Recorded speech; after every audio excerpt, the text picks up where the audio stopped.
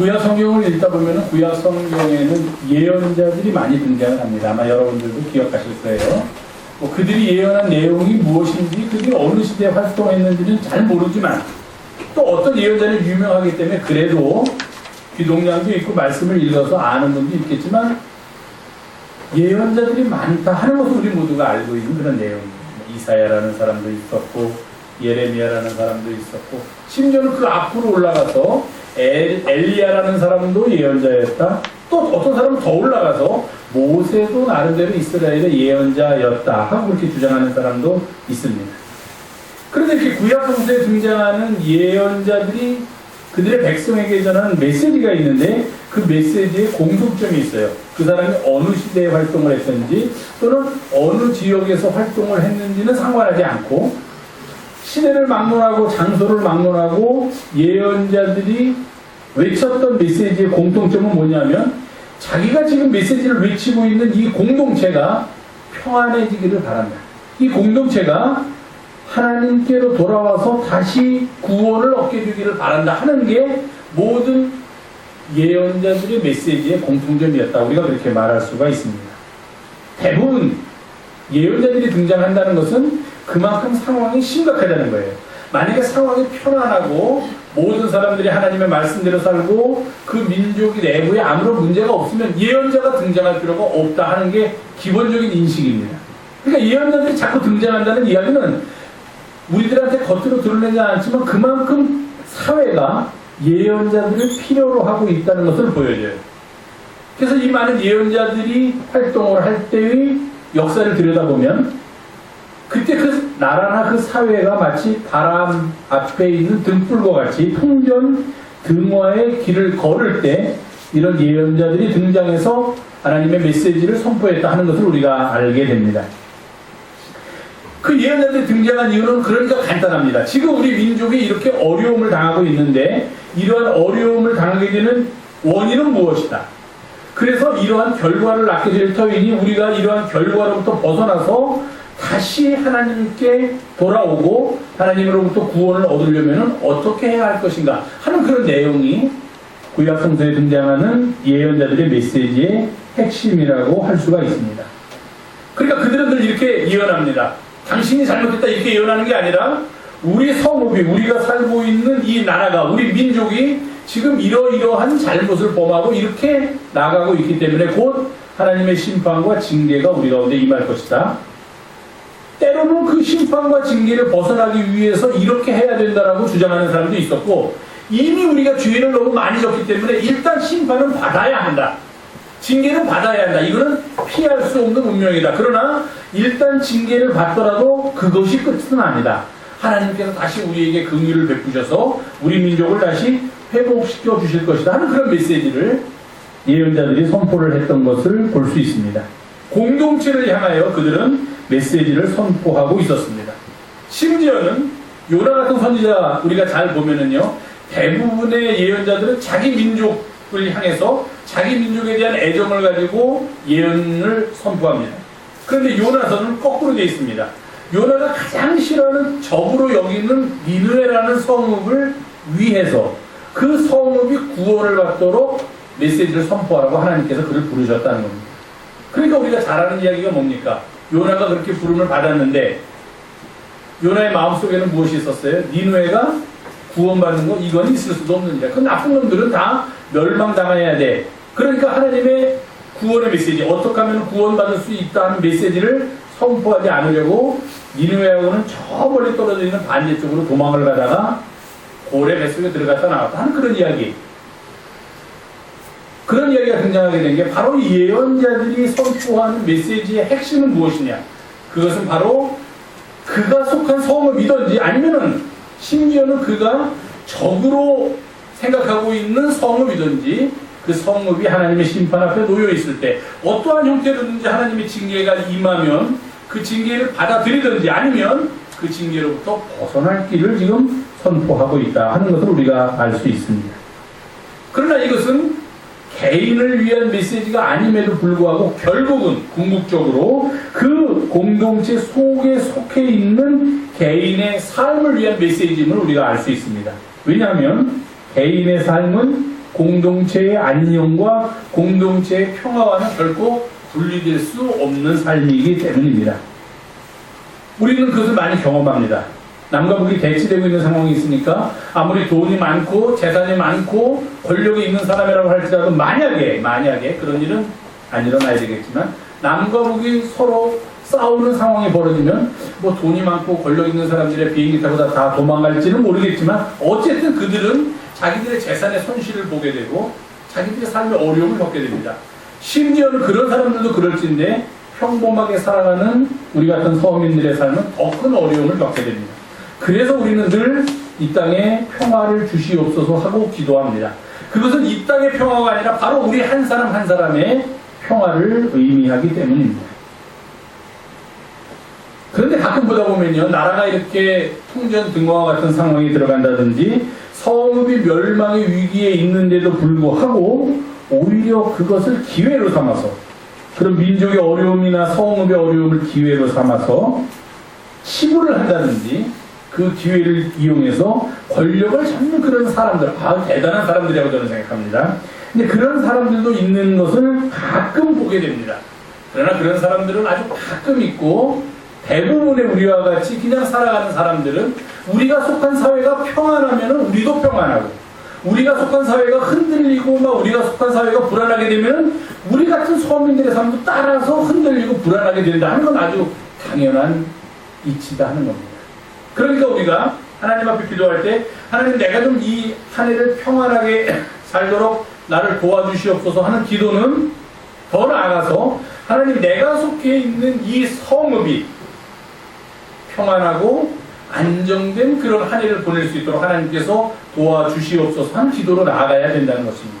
성읍의 안정과 평화가 바로 우리 개인의 안정과 평화와 밀접하게 연관되어 있다는 것입니다. 성읍이 흔들리면 이 거대한 성읍이 우리가 속한 사회가 흔들리고 불안해지면 그 속에서 나는 그런 거에 영향 안 받고 나는 그럼에도 불구하고 나 혼자 잘 먹고 잘 살 수 있어 하는 사람은 몇 안 된다 하는 겁니다. 그래서 우리는 늘 기도할 때마다 왜 이 성읍을 위해서 우리가 속한 이 사회를 위해서 우리의 민족과 나라를 위해서 기도해야 하는가?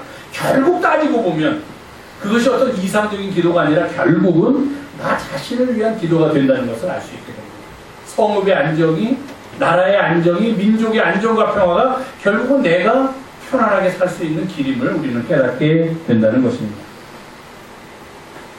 제가 이렇게 말씀을 준비하려고 하고 이제 이번 주에는 새해 첫 주니까 어떤 말씀을 전해야 될까, 또 이번 주는 무슨 주니까 어떤 말씀을 전해야 될까 하는 그런 생각을 하다 보면은 자꾸만 이 구약 성경에서 등장하는 예언자들의 예언에 관심을 갖게 되고 그들이 예언했던 것과 비슷한 류의 말씀을 전하고 싶은 그런 충동을 많이 느끼게 됩니다. 왜 그럴까 제가 스스로에게 한번 물어봤더니 아마도 그것은 우리가 지금 직면하고 있는 상황이 그 예언자들이 직면했던 상황하고는 다르겠지만 시대도 다르고 장소도 다르니까 다르겠지만 그럼에도 불구하고 이 상황과 구약성서의 예언자들이 활동했던 상황이 많이 흡사하기 때문에 저도 거기에서 하나님의 말씀을 대언하는 입장에 있다 보니까 이 예언자들의 메시지에 더 관심을 갖고 그들의 메시지에 더 제 마음을 두는 것은 아닌가 하는 그런 생각을 하게 됩니다. 아모스서를 읽다 보면 아모스 선지자가 사마리아, 북쪽 이스라엘 사마리아 궁궐을 향해서 이렇게 외칩니다. 자기 궁궐에서 포악과 겁탈을 쌓으며 바른 일 할 줄 모르는 이들이여 하고 그들을 향하여 하나님의 메시지를 선포합니다. 아모스가 이렇게 사마리아 궁궐의 부패나 부정에 대해서 사자훈을 터뜨리던 그때의 상황이나 지금의 상황이 별반 그렇게 크게 다르지 않는 것은 아닌가 하는 생각 때문에 어쩌면 하나님의 말씀을 대언하는 많은 목회자들이 자꾸 예언자의 예언에 관심을 갖고 그들의 예언에 귀를 기울이게 되는 것인지도 모릅니다. 아모스는 또 이렇게 이야기합니다.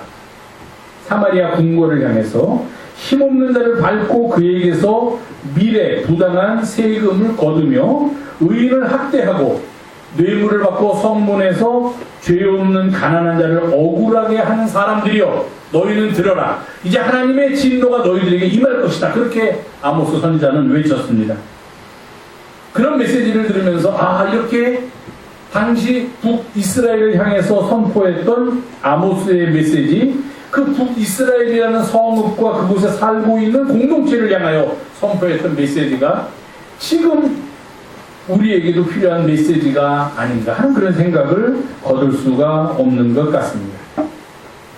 오늘 우리가 함께 봉독한 예레미야라는 사람도 그런 사람 중에 한 사람입니다. 이 예레미야는 아시겠지만 이스라엘이 솔로몬 왕 이후에 북쪽 이스라엘과 북쪽에 있는 나라 이름이 이스라엘입니다. 남쪽에 있는 나라 이름이 유다입니다. 우리나라가 남북으로 분단되어 있듯이 이스라엘도 남과 북으로 분단되어 있습니다. 이 북쪽의 이스라엘이 먼저 아시리아라는 나라한테 멸망을 하고 그 다음에 남쪽에 있는 유다라는 나라도 그 후에 바벨론이라는 나라한테 결국은 멸망을 당하고 맙니다. 예레미야라는 사람은 북쪽 이스라엘이 아시리아한테 멸망을 당하고 아직 남쪽 유다는 멸망하기 전에 바벨론한테 멸망하기 직전에 활동을 했던 그런 유다에서 활동을 했던 예언자가 예레미야입니다. 예레미야는 알고 있었습니다. 자기 민족 유다의 운명이 북이스라엘, 원래는 자기 민족이었지만 이제 분단되어 있었으니까요. 북이스라엘의 운명과 별반 다르지 않을 것. 그것은 무엇입니까? 마치 북쪽 이스라엘이 당시의 강국이었던 아스루의 멸망을 당했듯이 남쪽 유다도 하나님을 떠나서 이렇게 죄를 짓고 살기 때문에 곧 그 징벌로 징계로 바벨론이라는 나라한테 멸망을 당할 것이다 하는 것을 하나님의 말씀을 통해서 알고 있었고 그가 갖고 있는 역사 인식을 통해서 알고 있었습니다. 자기가 속해 있는 유다가 점점 기울어져 가고 있는 겁니다. 멸망을 향해서 내려가고 있다는 겁니다. 그런 상황에서 하나님의 말씀을 선포한 사람이 바로 예레미야였습니다. 예레미야는 백성들에게 이 유다 민족이 하나님께서 택하신 민족이라고 스스로는 말하고 자부하면서 실상 행하는 여러 가지 죄악들을 그들 앞에 열거합니다. 이게 하나님의 택하신 민족으로 할 일이냐 하면서 여러 가지 죄악들을 열거하면서 이제 곧 이러한 죄악 때문에 하나님의 징계, 하나님의 심판이 우리 민족 유다에게 임할 것이다. 그렇게 외쳤습니다. 그리고 경고했습니다. 그런데 당시 유다를 통치하고 있던 권력자들이라든지 또는 예언자인 척하는 거짓 예언자들이 있었습니다. 자기들도 하나님의 말씀을 받아서 선포한다고 하는 그런 거짓 예언자들하고 당시 유다를 지배하고 있던 통치자들은 뭐라고 예레미야를 핍박하고 공격하였느냐 하면은 유다는 안전하다. 유다에는 평안이 깃들 것이다. 유다가 멸망을 한다고 그런 유언비어를 퍼뜨리고 그런 나쁜 말을 퍼뜨려서 백성을 현혹하게 하는 예레미야말로 가짜 예언자다. 이렇게 예레미야를 잡아서 핍박했다는 것입니다. 그래서 예레미야는 여러 번 투옥되기도 하고 아주 갖은 고난을 다 당했던 그런 예언자입니다. 그런 고난 속에서도 예레미야는 혼자 우뚝 서서 백성들을 향해 외쳤습니다. 저들이 하는 것은 다 거짓 예언이다. 저들은 이 땅이 지금 잘 되고 있다. 이 땅의 통치자들이 얼마나 통치를 잘하고 있는 줄 아느냐. 이 땅에는 아무런 문제가 없다. 그러니 이 땅의 통치자들을 믿고 그들이 하는 대로 따라하라. 이렇게 외치고 있는데 예레미야는 아니다. 그렇게 외쳤다는 겁니다. 지금 유다가 이렇게 죄를 졌기 때문에 하나님의 징계가 바로 눈앞에 있는데 그것을 왜 못 보고 있느냐라고 백성들을 향하여 외쳤습니다. 그리고서 그는 심지어는 더 나아가서 우리 민족이 이런 예언을 하면 큰일 납니다. 예언자는 백성들에게 의해서 아주 미움을 사기 쉬운데 뭐라고 얘기하냐면 우리 민족은 망할 것이다. 예언자가 그렇게 얘기합니다. 우리 민족은 흥할 것이다. 우리 민족은 아무 문제 없다. 자, 이렇게 잘 살게 됐고 저렇게 잘 살게 됐고 작년보다 잘 살게 됐고 그전보다 잘 살게 됐다. 그렇게 예언을 해야지만 백성들도 좋아하고 심지어는 권력자들도 그렇게 예언하는 예언자들을 보고서 너 참 잘하고 있다. 그래, 우리가 잘하고 있다고 네가 대신 얘기해주니 고맙다. 이렇게 생각할 거 아닙니까? 근데 나와서 예언자가 나와서 우리는 멸망을 당하고 우리는 지금 죄악된 상황에 있고 하나님의 징계가 눈앞에 있다. 그럼 누가 좋아하겠습니까? 백성도 안 좋아하고 거짓 예언자들도 안 좋아하고 권력자들도 안 좋아하고. 근데 예레미야의 예언은 아주 강했습니다. 바벨론한테 우리는 멸망당한다. 아주 그냥 단정적으로 얘기를 했습니다. 거기서 벗어날 필요는 없다. 지금 우리가 너무 죄를 졌기 때문에. 그러나 그럼에도 불구하고 아직 희망은 있다. 그 희망이 무엇이냐? 비록 하나님께서 화를 내셔서 진노하시고 분노하셔서 그들과의 싸움에서 오히려 우리를 지게 하고 바벨론과의 싸움에서 우리를 지게 하고 우리를 멸망시키시지만 그것이 다는 아니다. 이렇게 선포했던 것입니다. 그것이 다는 아니다. 다시 하나님께서 우리를 치료해 주실 것이다. 일단 잘못을 했으니까 혼은 나야 된다 하는 거예요. 죄를 졌으니까 일단 벌을 받아야 된다. 그 죄까지도 졌는데 벌도 안 주고 넘어가면은 이 죄 지은 사람이 또 똑같은 죄를 지을 수 있다는 겁니다. 그러니까 일단 죄를 지었으니까 벌은 받되 벌로써 내가 다 끝나는 것이 아니라 다시 하나님께서 우리 민족을 구원시켜 줄 것이다. 그게 예레미야의 메시지입니다. 본문을 조금 막 볼까요? 위로 성경 본문을 보면 예. 제일 중요한 게 6절 맨 앞에 나오는 그러나라는 접속사입니다. 그러나 보라 내가 이 성읍을 치료하며 그럼 그러나 앞에 6절인데 1절부터 5절까지는 무엇이 있었겠습니까? 멸망할 것이다. 이제 유다 너희들은 우리 민족은 멸망당할 것이다가 5절까지 진짜 있어요. 아주 신랄하게 있어요. 백성들의 시체가 성읍을 우리 유다 백성들의 시체가 성읍을 가득 채우게 될 것이라는 예언이 5절까지 있어요. 그러면서 6절에 넘어오면서 그러나 그 시체가 가득 찬 것이 끝이 아니다는 거예요. 그러나 이렇게 내가 치료하며 고쳐주겠다. 하나님께서 말씀하고 계시다는 겁니다. 오늘 우리가 함께 봉독한 본문이 바로 그래서 예레미야를 통하여 전파되는 회복의 말씀, 구원의 메시지입니다. 권력자들과 거짓 예언자들에 의하여 시위대의 뜰에 갇혀있던 예레미야를 통하여 하나님께서는 먼저 예루살렘이 심판받을 것이다 하는 것을 말하게 하십니다. 그들이 행한 악행으로 말미암아 하나님께서 그들에게서 얼굴을 돌리셨기 때문에 이제 유다는 어려움을 당하게 될 것이다.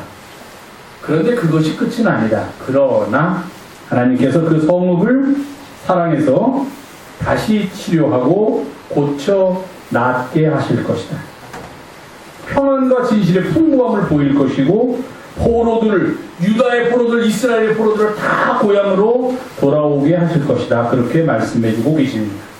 그래서 하나님께서 이 백성들에게 베풀어 주신 그 놀라운 은혜와 복이 주변에 있는 나라들한테 막 소문으로 퍼져나가니까 주변에 있는 나라들이 깜짝 놀란다는 거예요. 아니 그 멸망당해가지고서 다 나라가 없어졌던 이스라엘과 유다가 어떻게 저렇게 다시 살아날 수 있지? 어떻게 회복될 수 있지? 그들이 믿는 하나님 여호와가 그들을 구원해 주셨기 때문인가? 그래서 그들은 두려워하며 떨게 된다. 그렇게 지금 예레미야서에서 말씀하고 있습니다. 사랑하는 교회 여러분, 지금 우리가 살고 있는 성읍은 과연 어떤 곳일까요? 우리 주변에서 들리는 소식들을 그리고 제가 하나님의 말씀을 전하기 위해서 준비하면서 자꾸 구약의 예언자들의 메시지에 치우치려는 이러한 마음의 태도가 저는 아마도 우리가 직면하고 있는 상황을 설명해 준다. 그렇게 말씀드릴 수 있습니다. 마지막까지 1년의 마지막까지 우리는 참 무엇이 옳은가 하는 갈등 속에서 보낼 수밖에 없었습니다. 오랜 세월 동안 20여만 명이라는 사람이 그렇게 인권의 휴머니티에 대한 죄로 인하여서 고통을 당했는데 그것을 모든 사람들이 납득할 수 없는 방법으로 해결했다고 주장을 하면서 받아들이라고 한다면 참 이것은 또 한 해를 보내면서 굉장히 우리의 마음을 심란하게 하는 일이 아니겠는가 하는 그런 생각을 해봤습니다. 어쩌면 우리가 살고 있는 이 시대도 예레미야가 살았던 그 시대와 별반 다름이 없는 것은 아닌가 하는 생각을 하게 됩니다.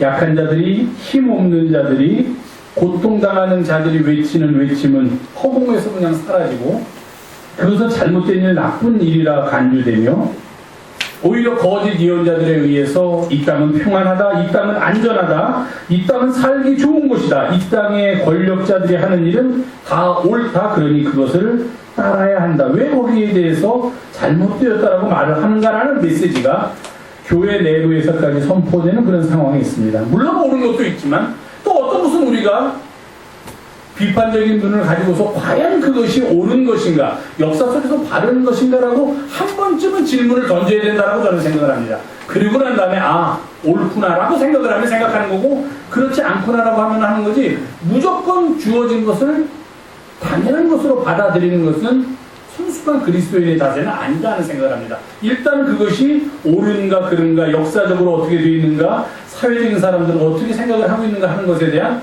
우리 내부의 통찰이 있어야 된다고 생각합니다. 그러니까